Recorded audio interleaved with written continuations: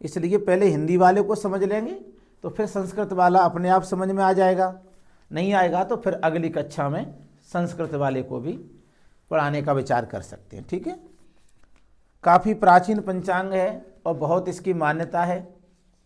हमारे पश्चिमी पूर्वी उत्तर प्रदेश और बिहार, इधर इस पंचांग की बहुत अधिक मान्यता है। सारे निर्णय इसी पंचांग की प्रधानता से किए जाते हैं, इसलिए इस पंचांग को पढ़ाने का हमने लक्ष्य रखा। क्योंकि इस पंचांग से पहले हम निर्णय सागर पंचांग को पढ़ा चुके थे, तो निर्णय सागर पंचांग उधर पूर्वी उत्तर प्रदेश में चलता नहीं है। बनारस क्षेत्र में निर्णय सागर पंचांग के मानने वाले हैं ही नहीं, उनके यहाँ यही मान्य होता है। तो उधर के जो लोग थे उनका कहना था भाई हमको तो ये चाहिए। तो वैसे तो ये कि सारे पंचांग एक जैसे हैं, कोई खास अंतर नहीं रहता है, कुछ सिद्धांत का अंतर रहता है। तो वो आप जैसे जैसे ज्योतिष पढ़ेंगे तो वो सब आप समझ जाएंगे। जैसे व्रत पर्व का निर्णय है, तो व्रत पर्व का निर्णय स्थानीय पंचांग से ही होना चाहिए, क्योंकि आप दूसरे क्षेत्र के पंचांग से व्रत पर्व का निर्णय कर रहे हैं तो वहां पर जनता की उसमें श्रद्धा नहीं है। ठीक है, कोई चीजें क्षेत्र से हिसाब से मानी जाती हैं, जिस क्षेत्र में जो नियम है जो कानून है उसके लिए वही सही है। तो जिस क्षेत्र में अभी जैसे दीपावली की बात आप ले लें तो 2 दीपावली हो गई, तो फिर क्या करे जनता, क्या करे? तो वही अपने आचार्य जो कह रहे हैं उस मार्ग का अनुसरण करें। आपके क्षेत्र की जो मान्यता वो आप मानिए, उसमें आप स्वतंत्र हैं, कोई बाधा नहीं है। परंतु जहां जहां गणित की बात आएगी, जहां 2 और 2 5 कर रहा है कोई, 2 और 2 6 कर रहा है कोई, तो उस जगह पर हमको जरूर समस्या आएगी कि उसमें क्षेत्रवाद नहीं चलता है। गणित में क्षेत्रवाद नहीं चलेगा कि भाई हमारे यहाँ तो 2 और 2 6 होते हैं। तो चाहे आपका क्षेत्र हो, चाहे कोई दूसरा क्षेत्र हो, चाहे पृथ्वी पर हो, चाहे आकाश में हो, 2 और 2 4 ही होंगे। तो ऐसे स्थल पर हमें किसी अंतर्राष्ट्रीय प्रामाणिक अथवा भारत सरकार द्वारा प्रमाणित सूक्ष्म वैज्ञानिक दृष्टिकोण वाला पंचांग प्रयोग में ले लेना चाहिए। और सारे पंचांग एक जैसे नहीं है, सबका अपना अलग अलग गणित है। ये भी एक समस्या भारत में कि कौन सा पंचांग सही है, कौन सा पंचांग गलत है। तो हमारा यहाँ पर उद्देश्य किसी पंचांग को सही गलत करना नहीं है, अपितु जिसके क्षेत्र में जो पंचांग चल रहा है, जिसके क्षेत्र में जिसकी जो मान्यता है धार्मिक, उसके आधार पर आप अपने क्षेत्र में अपना पंचांग सीख करके और अपने क्षेत्र में बेहतर काम कर सकें, बस यही हमारा उद्देश्य है। ठीक है, तो हिंदी वाला ऋषिकेश पंचांग जिनके पास न हो वह अतिशीघ्र ही अपने पास संग्रह करें और आगे बढ़ें। तो पहला प्रश्न यही होता है कि पंचांग कहते किसे हैं? पंचांग कहते किसे हैं? सीधा सा अर्थ है भैया, जिसके 5 अंग हों उसे पंचांग कहते हैं। तो 5 अंग कौन कौन से हैं? काल के 5 अंग। पंचांग क्या है? काल गणना का शास्त्र है। तो काल के 5 अंग, नंबर 1 तिथि, नंबर 2 वार, नक्षत्र,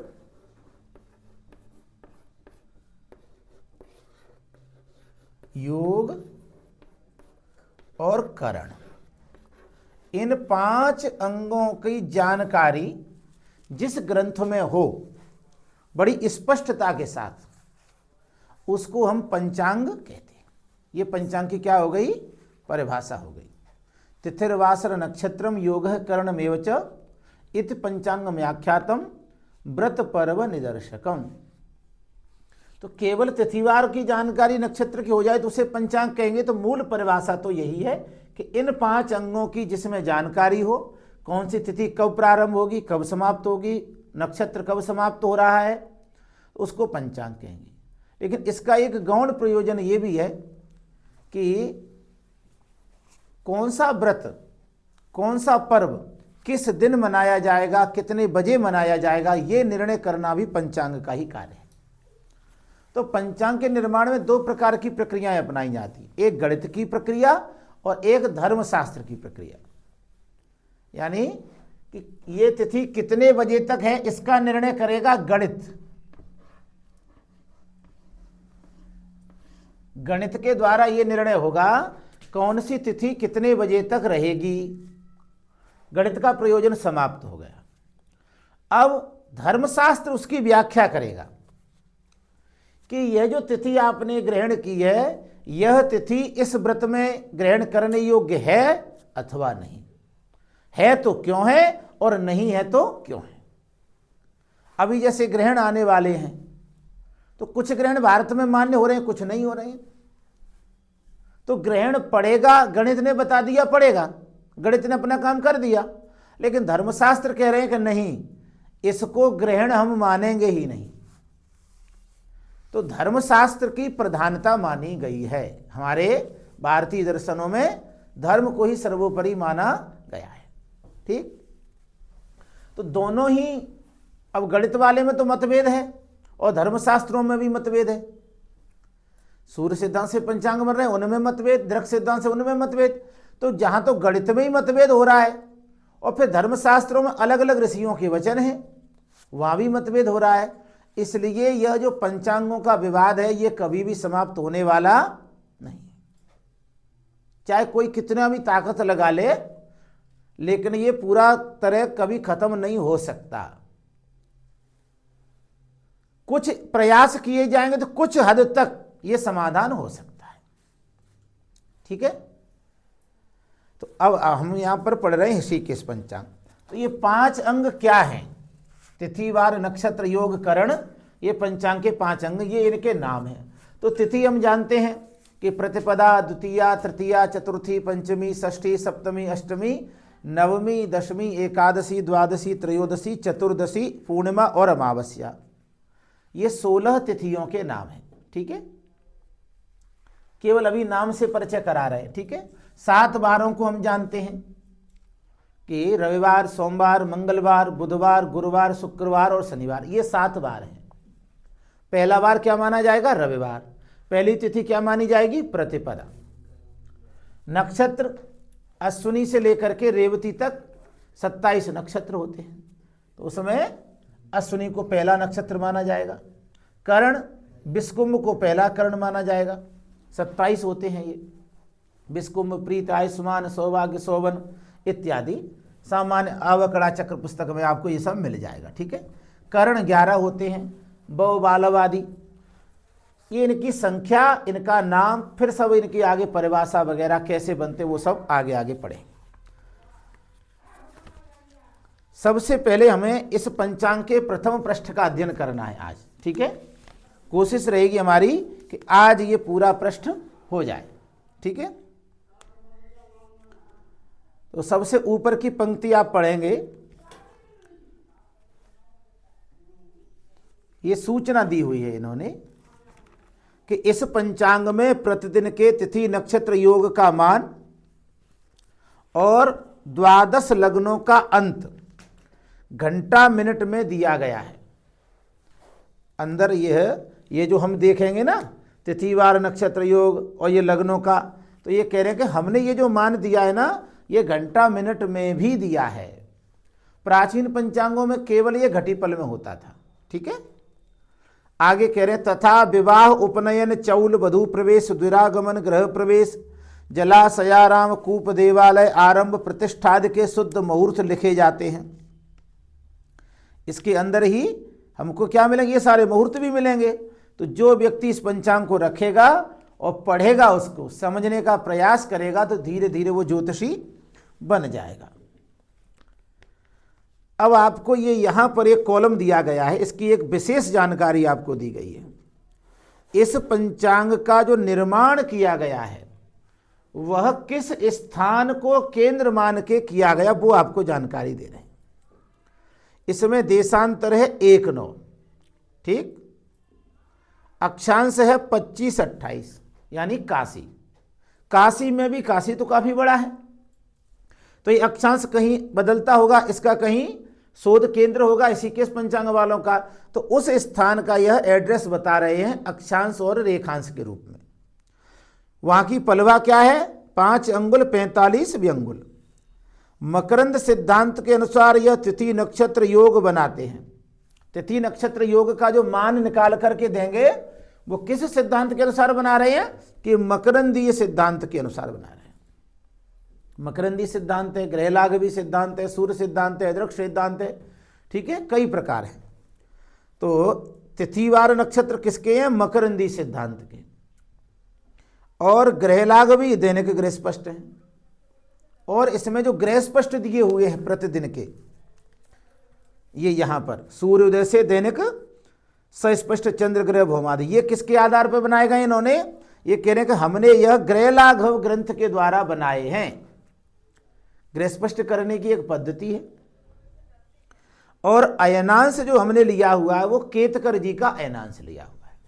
तो यहां इन्होंने एक बात स्पष्ट कर दी कि हमारे पंचांग की गणना कहां से की गई है। इससे क्या होता है कि इसमें जो भी कुछ लिखा है वो कहां के लिए माना जाएगा? वो उसी स्थान के लिए माना जाएगा जिसका इन्होंने यहां पर निर्देश किया है। काशी का पंचांग है तो काशी के लिए इसमें जो कुछ भी लिखा हुआ है वो पूरा का पूरा प्रयोग हो जाएगा। लेकिन काशी के बगल में ही क्या है? विंध्याचल है, प्रयागराज है, तो क्या वहां पर ये पूरा पूरा कॉपी हो सकता है? पूरा पूरा से हम चला सकते हैं? नहीं, इसमें हमें कुछ परिवर्तन करना पड़ेगा, क्योंकि स्थान बदल गया। स्थान बदल गया तो समय की गणना बदल गई। तो वो कितनी बदलेगी, कैसे बदलेगी, वो आगे आगे आप क्रमशः अध्ययन करेंगे। ठीक, कोई भी पंचांग हम प्रयोग कर रहे हैं तो हमें ये पता होना चाहिए कि ये किस स्थान का है, नहीं तो गणना गलत हो जाएगी। अब उदाहरण के लिए आप समझिए कि जो निर्णय सागर पंचांग है तो उसके जो बनाने वाले हैं पंडित भवानी शंकर शर्मा राज ज्योतिषी, वो जोधपुर राजा के राज ज्योतिषी थे। तो पहले राजा अपने पास ज्योतिषी रखते थे, तो उन्होंने अपने राज्य के लिए पंचांग निर्माण किया। लेकिन पंचांग को छापने का छापाखाना कहाँ लगाया? मुंबई में। तो कहाँ जोधपुर, कहाँ मुंबई, काफी दूरी हो गई। तो क्या मुंबई में छपने से वो पंचांग मुंबई का हो जाएगा? नहीं, वहां तो केवल छपाई का कार्य हो रहा है। उस पंचांग में जो भी गणित दिया है वो कहाँ के लिए है? जोधपुर के लिए। अब इस वर्तमान समय में जो निर्णय सागर पंचांग को चलाने वाले हैं वो कहाँ रहते हैं? नीमच शहर में, मध्य प्रदेश में। तो उसकी छपाई कहाँ कराते हैं? वो नीमच में कराते हैं। लेकिन पंचांग का गणित जोधपुर का ही रहेगा। ब्रजभूमि पंचांग वृंदावन में चलता है, मथुरा के गणित पर बना हुआ, लेकिन छपता कहाँ है? दिल्ली में। तो कौन सा पंचांग किस स्थान को केंद्र मान करके अपनी गणना कर रहा, इसका हमें पता होना चाहिए। इससे आगे हमसे गणित की गणना में गलती नहीं होगी।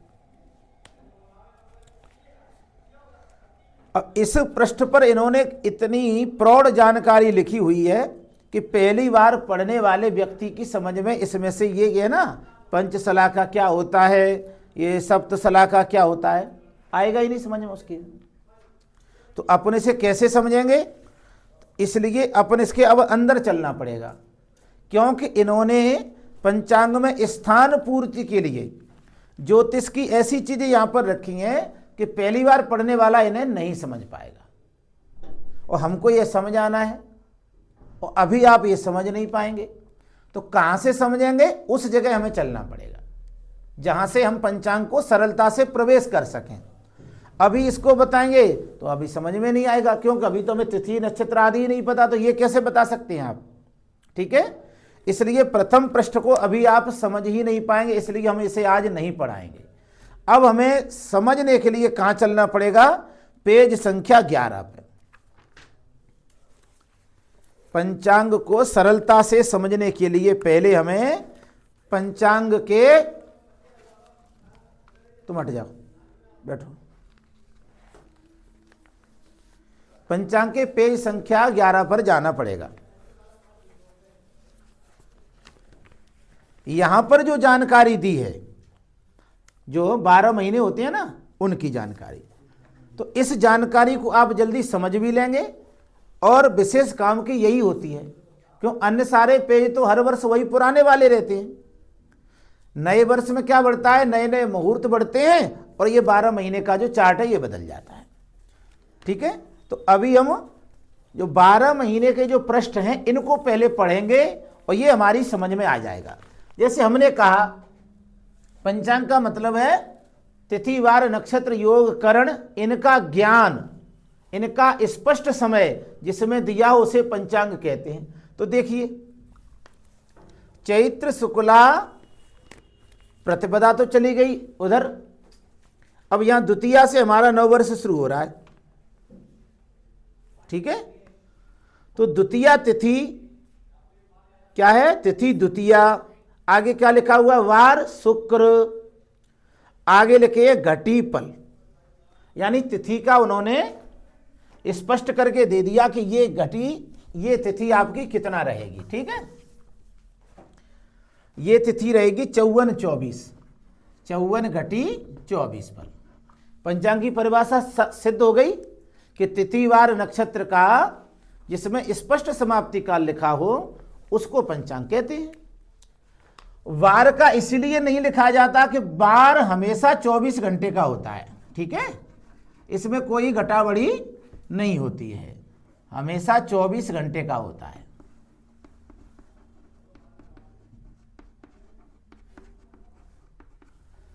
वार के घटीपल नहीं होते, क्यों नहीं होते, क्योंकि वो हमेशा 24 घंटे का होता है, इसलिए वार का कोई कॉलम में घटीपल नहीं होगा। ये जो घटीपल लिखे हुए हैं ये तिथि के घटीपल हैं, काली पट्टी में तिथियों के अंक डले हैं। अच्छा, तिथि के बाद वार हो गया, वार के बाद नक्षत्र। तो देखिए नक्षत्र का मान भी स्पष्ट कर रहे हैं कि शुक्रवार को रेवती नक्षत्र है। तो कब तक है, कितने बजे तक है, ये तो बताइए। तो आगे बता रहे हैं कि 54 घटी 12 पल है, ये इसका भी उन्होंने स्पष्ट कर दिया कि 54 घटी 12 पल उस दिन आपका रेवती नक्षत्र रहेगा। इसके बाद आइए पंचांग का चौथा अंग क्या, योग। तो योग का भी स्पष्ट करिए, योग कब तक रहेगा और कौन सा है। तो कह रहे हैं ब्रह्म योग है, 27 योगों में ब्रह्म योग है। कब तक है, 43 घटी 47 पल। इसकी स्पष्टता उन्होंने दे दी। इसके बाद पांचवा करण है, पांचवा अंग क्या है, करण। तो सूर्योदय पर कौन सा है, बालव करण, कितना है, 26 घटी 25 पल।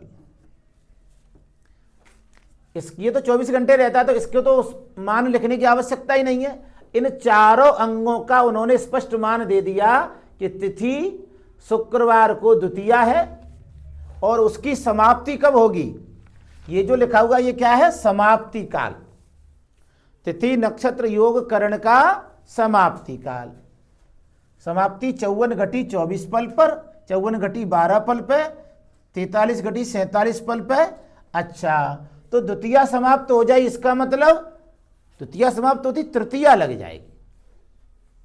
अब कोई हमसे पूछे कि बताओ तृतीया कितने बजे लगी, पंचांग में नहीं लिखा, तो तृतीया कितने बजे लगी, इसका मतलब है द्वितीया कितने बजे खत्म हुई, वो समय बता दो, इसका मतलब वो तृतीया के प्रारंभ होने का समय माना जाएगा। अब ये जो समय उन्होंने दिए, ये दिए हैं घटीपल में, इसलिए आपको घटीपल का अभ्यास कर लेना होगा। घटीपल की आपको जानकारी होनी चाहिए कि कितने घटीपल में कितने घंटा मिनट बनते हैं, ठीक है। तो उसके आधार पर आप निकाल सकते हैं कि 54 घटी 24 पल में इतने घंटा मिनट बनेंगे। चलिए, अभी तो इन्होंने ही हमारे सामने घंटा मिनट लिख करके हमको दे दिया है, ठीक है। हमको अभी घंटा मिनट निकालना नहीं आता है, तो वो भी आप सीखेंगे कि घंटा मिनट कैसे निकालते हैं। ये जो समय दिया घटीपल में, ठीक, घटीपल का प्रारंभ सूर्योदय से होता है। जैसे रात्रि 12 बजे हमारी घड़ी 00 हो जाती है, 24 घंटे के बाद 0 घंटे 0 मिनट, उसी प्रकार से प्रत्येक स्थान पर जब सूर्योदय होता है उस समय 0 घटी 0 पल होते हैं, और जैसे जैसे दिन आगे बढ़ेगा वैसे वैसे हमारे घटीपल बढ़ते जाएंगे, ठीक है। तो इसका मतलब ये होगा कि सूर्य उदय से 54 घटी 24 पल तक द्वितीया रहेगी। इसका मतलब ये लिख रहे हैं आगे, द्वितीया शुक्रवार 54 24, रा माने है रात्रि, रा माने क्या है रात्रि, रात्रि 3:47, 3:47। अब 3:47 लिखने से कोई व्यक्ति नहीं समझ पाएगा, इसलिए उन्होंने क्या लिख दिया, साथ में रा लिख दिया, रात्रि। अब तो समझ जाएंगे कि रात्रि के 3:47 हैं। अच्छा, इसको एक दूसरे फॉर्म में और लिखा जा सकता है, जैसे रात्रि 12 बजे को 24 बज गए, तो 1 बजे को 25 कर दो, 2 बजे को 26 कर दो, 3 बजे को 27 कर दो। तो इसको हम 27:47 भी लिख सकते हैं। क्यों? जब 27:47 लिखेंगे तो ये शब्द हमें लिखने की आवश्यकता नहीं रहेगी, अन्यथा हमको 3:47 साथ रात्रि शब्द जोड़ना पड़ेगा। तो इन्होंने जोड़ दिया कि रात्रि के 3:47 तक ये तिथि रहेगी। नक्षत्र कब तक रहेगा? तो कह रहे हैं रात्रि के 3:41 तक, 3:41। अब दिन के रात्रि के तो साथ में इस शब्द के माध्यम से वो आपको संकेत भी कर रहे हैं कि ये रात्रि का समय रहेगा। ब्रह्म योग कितना है? रात्रि के 11:32, रात्रि के 11:32। इसके साथ रात्रि जरूर लिखना पड़ेगा, रात्रि नहीं लिखा तो या तो इसको उस फॉर्मेट में लिखिए, रात्रि के 11 को क्या लिख सकते हैं हम? 23 घंटे। अगर हम इसको 23:32 लिख दें तो यह रात्रि शब्द लिखने की हमें आवश्यकता नहीं रहेगी। और करण क्या है? 26 घटी 25 पल। अब यहां इन्होंने करण के घंटा मिनट आपको नहीं दिए, क्योंकि वैसे भी इन सब कारणों के कारण ये पंचांग लंबा हो जाता है। इसमें ये क्या करते हैं, अन्य पंचांगों से इनकी लंबाई ज्यादा क्यों रहती है? क्योंकि ये सब कॉलम बढ़ाते जाते हैं। मुहूर्त भी इसी कॉलम में डाल दिया इन्होंने, जो जो जरूरी है वो लिखते तो इस पंचांग की चौड़ाई कम हो जाती, लंबाई। सारी चीज उसी पंक्ति में लिख रहे हैं तो वो और लंबा हो रहा है पंचांग। तो यहां पर करणों के केवल घटीपल दिए गए हैं, घंटा मिनट नहीं दिए गए। तो ये 26:25 पल इसके दिए हैं करण की समाप्ति की, 26:25। इसका मतलब ये है, इसके भी घंटा मिनट अभी निकालेंगे, बताएंगे। घंटा मिनट से घटीपल बनाना, घटीपल से घंटा मिनट बनाना, वो भी आपको सीखेंगे। उसके बाद आप ये स्वयं निकाल लेंगे, ये आपको निकालना नहीं है। जब आप निकालेंगे तो आपका भी 11:32 ही निकलेगा। हमारे कहने का मतलब ये है कि इसमें जो आगे समय दिया गया है वह उस चीज की समाप्ति का समय है। अच्छा, आप उल्टा समझ लें तो कैसा होगा? द्वितीया की समाप्ति को ही द्वितीया का प्रारंभ मान लें तो पूरा गड़बड़ हो जाएगा। तो इतना ध्यान रखना है कि जिस तिथिवार नक्षत्र योग के सामने जो भी समय लिखा हुआ है वह उसकी समाप्ति का समय है। इसका मतलब अगले के प्रारंभ का समय।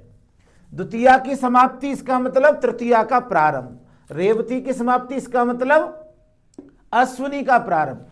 अब रात्रि में किसी का जन्म हो जाए 3:42 पर, 3:41 पे खत्म रेवती और 3:42 पे क्या होगा? अश्विनी। तो उसका नक्षत्र अश्विनी माना जाएगा। इसकी समाप्ति तो 3:41 पे हो गई ना। तो इस प्रकार से ये तिथिवार नक्षत्र योग और करण, ये पंचांग के 5 अंग प्रतिदिन का आपको ऐसे मिलेगा। तिथि के मिल गए, नक्षत्र के मिल गए, योग के मिल गए, करण के मिल गए। करण क्या होता है कि करण एक दिन में 2 होते हैं। करण माने तिथि का आधा भाग। जैसे यहां पर द्वितीया है ना, तो द्वितीया में कह रहे हैं कि द्वितीया में 2 करण होंगे, बालव और कौलव। तो बालव की समाप्ति तो ये हो गई और इसके बाद दूसरा करण आएगा, उसकी समाप्ति कितने बजे होगी? 54-24 पे। प्रत्येक तिथि में 2 करण होते हैं, ठीक। तिथि के आधे भाग को करण कहते हैं। तिथि जितने घंटा मिनट की होगी उसका आधा एक करण होगा। तिथि का जितना भी मान है उसको आधा कर दो तो एक करण का मान आ जाएगा, चाहे वो घटीपल में हो चाहे वो घंटा मिनट में हो। गणना करना है तो एक जैसी गणना करना है। घटीपल है तो घटीपल में ही रखिए, घंटा मिनट है तो घंटा मिनट में रखिए, दोनों ही मान बराबर होंगे। एक तिथि में दो कर्ण होते हैं। तिथ्यर्धम करणम प्रोक्तम। तिथि के आधे भाग को क्या कहते हैं? कर्ण। उनके नाम भव, बालव, कौलव, तैथिल आदि इसके नाम हो गए। ठीक है, तो ये 5 अंगों हम समझ चुके हैं। ठीक है, 5 अंगों को हम समझ चुके हैं कि ये इसमें लिखा हुआ इसका मतलब क्या है। इसमें से कुछ अच्छे हैं कुछ खराब हैं, तो वो खराब है तो उसको भी देखना पड़ेगा कि कितने बजे तक है, इतने बजे तक ये कार्य नहीं करना है। अच्छा है तो उसका मतलब इतने बजे तक कर लेना है हर हालत में। इस प्रकार से इसका आगे प्रयोग करेंगे हम। अब इसमें एक बात और आ रही है, देखिए आप यहां तिथि, नक्षत्र और योग, इनकी क्षय और वृद्धि होती है। क्षय माने एक ही दिन में 2 योग हो जाना, 2 तिथि हो जाना, 2 नक्षत्र हो जाना, उसको क्या कहेंगे? क्षय। क्षय का मतलब है कि आज उदाहरण के लिए समझ लें, सूर्योदय पर, इसी में देखिए सप्तमी बुधवार के कॉलम में आई है योग पर, आयुष्मान योग। इसमें ये कह रहे हैं कि आयुष्मान योग कितना है? 6 घटी 53 पल। ठीक है, ठीक है, कोई बात नहीं, ऐसा तो समय लिखा हुआ है। प्रतिदिन सूर्योदय पर जो योग होगा वो हम लिख देते हैं। लेकिन आयुष्मान के बाद कौन सा योग आता है? विस्कुंभ प्रीति आयुष्मान सौभाग्य। सौभाग्य कहाँ है इसमें? सौभाग्य तो है ही नहीं। सौभाग्य कहाँ गया? तो वो लिखा हुआ है नीचे मान 52-20, ये मान सौभाग्य का है। तो कहाँ गया ये? तो ये ऐसे चला गया कि ये नक्षत्र, ये योग आयुष्मान की समाप्ति प्रातः 8:42 पर हो गई थी।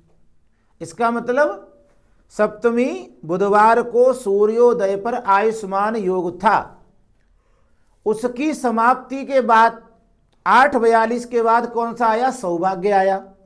तो इस सौभाग्य योग को अगले रहना चाहिए ना, गुरुवार तक रहना चाहिए था, परंतु नहीं, गुरुवार के सूर्योदय से पहले ही समाप्त हो गया। ये मतलब सूर्योदय के बाद प्रारंभ हुआ और अगले सूर्योदय से पहले खत्म हो गया। किसी भी सूर्योदय को इस सौभाग्य नाम के योग ने स्पर्श नहीं किया, इसलिए इसको क्या कहा जाएगा? क्षय नक्षत्र। ठीक, तो ये 8:42 से प्रारंभ हुआ और अगली सुबह 5:38 तक रहा। कब तक रहा? 5:38 तक, पूरा दिन रहा, पूरी रात रहा। और अगला सूर्योदय कितने बजे हुआ है? सूर्य उदय हो रहा है 5:57 पे, तो 5:57 से पहले खत्म हो गया ना। 5:38 20 मिनट पहले खत्म हो गया। इसने किसी भी सूर्योदय को स्पर्श नहीं किया, पिछले वाले सूर्योदय के बाद आया और अगले से पहले खत्म हो गया, इसलिए इसको क्षय योग कहा जाएगा। इसी प्रकार से नक्षत्र का क्षय हो जाता है, इसी प्रकार से तिथि का क्षय हो जाता है। ठीक है, एक दिन में तो तिथि हो गई, प्रतिपदा थी उसी में द्वितीया निकल गई, तो पता ही नहीं चलता। अगले दिन पंचांग तृतीया लिख देगा, तो द्वितीया कहाँ गई? उसका क्षय हो गया। ठीक, तो ये 5 अंग हैं। जैसे क्षय होता है ऐसे ही वृद्धि भी होती है। जब क्षय होगा तो वृद्धि भी होगी। अब वृद्धि वाला उदाहरण समझना है कि वृद्धि कैसे होती है। तो वृद्धि वाला उदाहरण आप अगला पेज पलट लीजिए, अगले पेज में आपको एक वृद्धि का उदाहरण मिल जाएगा।